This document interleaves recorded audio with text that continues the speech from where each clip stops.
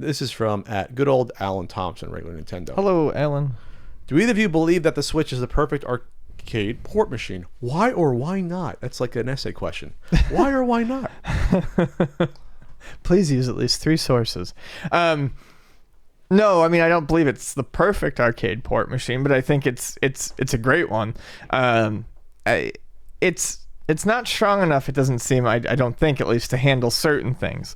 However, I think it's great for a lot of 80s and early to mid 90s arcade ports, and certainly great for shooters, mainly just because it has the rotating monitor For the vertical monitor games.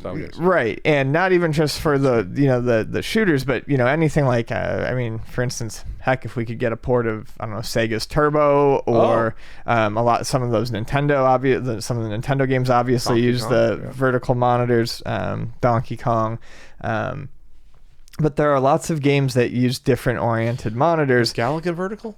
I'll look it up right now. Maybe. Pac-Man is, I think. Yeah.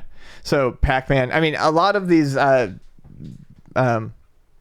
arcade games will be able to display nicer in their proper resolution because of this, especially with something like not to sound like an ad, but with something like the Flip Grip coming out that lets you do this portably and not just on a stand. It's a really neat way to be able to experience these arcade games closer to how they were supposed to be able to be experienced. With the Arcade Archive series by Hamster, doing Neo Geo and other companies, and they're on all other systems now, but the reasonable price and the speed at which they're putting out these arcade ROMs, especially some of the lesser known ones, yeah, it's a great little machine to carry around if you want to get an arcade game fix in. I was playing City Connection almost all weekend at Game On Expo, which was a lot of fun, and I've just recently discovered that I absolutely adore Sky Skipper. Holy shit, Sky Skipper is a ton of fun. You got into it? Oh yeah, I really like Sky Skipper.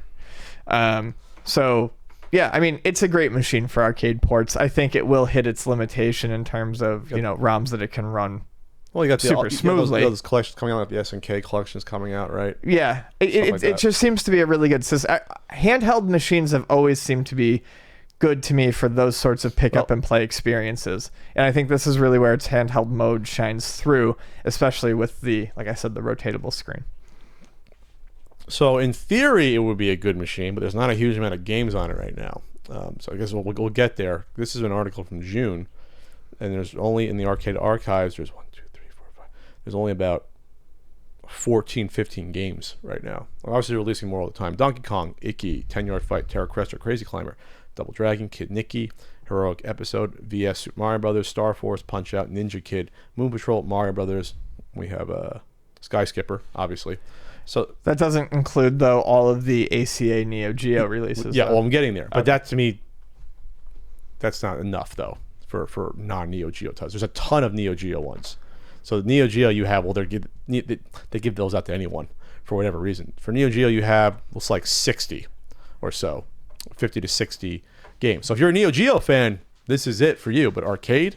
Well, don't forget that not all the shooters are listed under there, too. CKO has like 10 under a different name, and then there's other shooters that have been released that aren't under the Arcade Archive series. So they're arcade shooters from the day, or you're talking about modern? No, they're arcade shooters from the day that were ported from the 90s. Okay, so those aren't there. No, there's probably like at least 13 of those. Okay, that's not bad, but I was talking about the classic, things that we want, know and love. Like, where's Popeye? Is that going to get on there? How about some Namco games? More Namco games, Ian. Hopefully we'll get that. How about a Namco? Oh, there is a Namco downloadable museum collection. There is? Yeah. Okay. This site's fucking wrong then. Okay. Yeah, there's tons of arcade games. They're just not all under ACA. And the good news is that with instead of having a 4-way joystick, it probably works out slightly better to have the 4-button D-pad versus a traditional D-pad for like something like Donkey Kong or Pac-Man. In a lot of the games, it works out pretty well.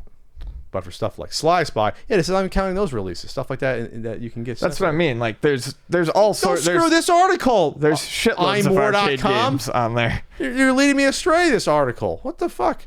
Let's see. What are the Johnny Turbo ones out? You were just looking under one heading. Yeah, the Johnny Turbo collection. There's like a bunch of them. Mm-hmm. They put Shootout on there, for example. That was a fun game in the arcade. There's bad dudes. There's Slice tons. By. Yeah. Like I said, all those shooters are from like the early to mid 90s too.